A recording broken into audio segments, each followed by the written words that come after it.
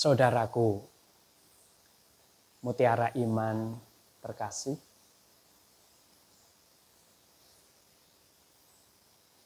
ibadah itu ada dua. Ibadah, yang pertama ibadah apa? Yang pertama itu adalah ibadah mahdhah. Yaitu ibadah yang tata caranya sudah diajarkan dan sudah ditetapkan. Contohnya, ibadah keseharian kita itu ada sholat, ada puasa, ada zakat, ada haji. Itu tata caranya sudah diajarkan. Jadi kita tidak bisa merubah sholat subuh yang 2 rakaat menjadi 8 rakaat. Tidak bisa. Sholat maghrib yang 3 rakaat menjadi 2 rakaat. Tidak bisa. Kan itu masuk ibadah mahdhah. Yang tata caranya sudah diajarkan. Yang kedua, ibadah ghairu mahdhah. Apa itu? Ibadah jenis ini ibadah yang lebih fleksibel, bebas. Karena menyangkut segala sesuatu perbuatan baik. Segala sesuatu perilaku baik yang diniatkan untuk beribadah. Yang diniatkan untuk mendekat kepada Allah. Yang diniatkan untuk menghamba kepada Allah. Maka bentuknya menjadi bermacam-macam. Sepanjang itu baik, maka itu menjadi atau bernilai ibadah. Saudaraku, mutiara iman, seringkali kita melihat banyak orang beribadah. Itu, kalau kita lihat di masjid, apalagi fenomena-fenomena di kota, wah rajin sekali. Itu. Bahkan rajinnya itu luar biasa. Jadi seolah-olah itu sudah seperti by system. Begitu. Alhamdulillah. Ini satu hal yang menggembirakan. Tapi bagaimana kalau perilaku yang nampaknya by system itu dilakukan tanpa ilmu? Sehingga apa? Banyak atau ada yang melakukan ibadah itu ya menjadi karena ikut-ikutan, karena tren. Seperti perilaku misalkan fashion.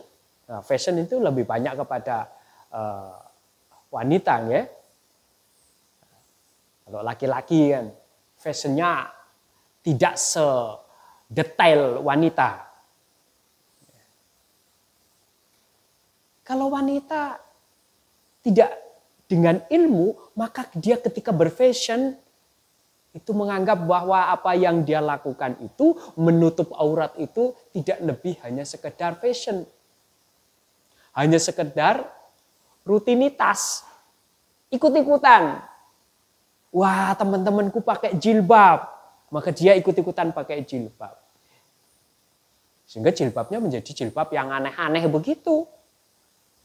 Tidak merujuk kepada tujuan daripada menggunakan jilbab. Ini fashion. Tentu ada hal-hal yang lain lagi. Maka muncul bagaimana mestinya kita bersedekah. Tapi karena tidak pakai ilmu, maka menjadikan apa? Sedekahnya itu tidak terarah. Lebih ke arah riya misalkan. Nah, belum lagi saudaraku, apa? Ada atau seringkali teman-teman, adik-adik yang masih belajar begitu ya. Belajar kemudian diniatkan pada sesuatu yang baik. Tapi situasi itu bisa membawa kepada arah yang tidak baik. Nah, bagaimana cara mengontrolnya? Tentu kita harus punya batasan. Tentu kita harus bisa memilah mana yang baik, mana yang buruk. Belajar bersama, itu baik. Tapi kalau kemudian dilakukan sampai larut malam, tentu tidak baik. Maka perbuatan-perbuatan baik itu sendiri juga harus punya kontrol. Loh sama, sholat terus, tidak pakai kontrol, maka menjadi tidak baik. Puasa terus, tidak ada kontrol, maka menjadi tidak baik. Karena itu ada aturannya. Ini yang mahdoh, apalagi yang ghairu mahdoh. Gitu. Sekali lagi, saudaraku, mutiara iman, dalam beribadah pun kita harus menggunakan ilmu.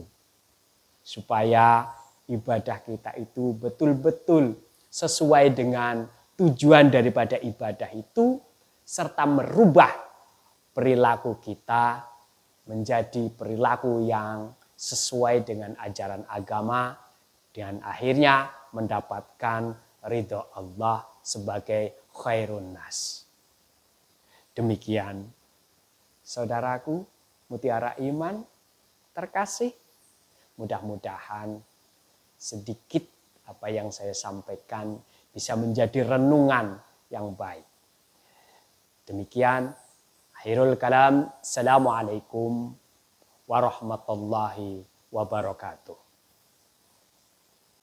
Alhamdulillah saudara mutiara iman.